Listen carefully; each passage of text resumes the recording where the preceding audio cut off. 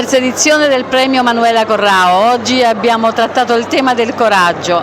Manuela è presente tra noi e manda messaggi a tutti i nostri giovani. Aver cura di se stessi è importante e osare nella vita seguendo i propri sogni. Abbiamo con noi la mamma di Manuela e il papà di Manuela. Passo a loro la parola per un brevissimo saluto a tutti coloro che ci stanno ascoltando.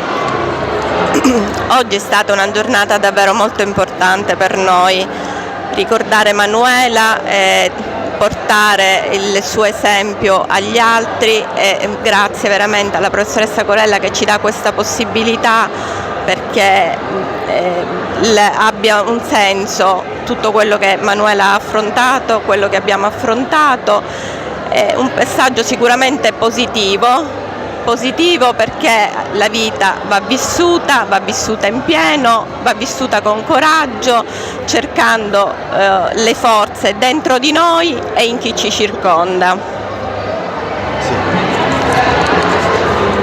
Allora io me ne vado, diciamo, con il cuore un po' più leggero da una giornata del genere. Ho sentito e sono toccati tanti argomenti belli. Mi sono rimasti nel cuore appunto l'osare manifestare proprio se stessi, non avere paura, non avere timore, rappresentare quello che si è nel bene, così come anche il messaggio della condivisione. Un'aula come questa appunto è stato questo momento di condivisione, di scambio. Ho visto molti ragazzi che si sono complimentati, che erano felici di poter esprimere le proprie emozioni e io di poter esprimere la mia emozione.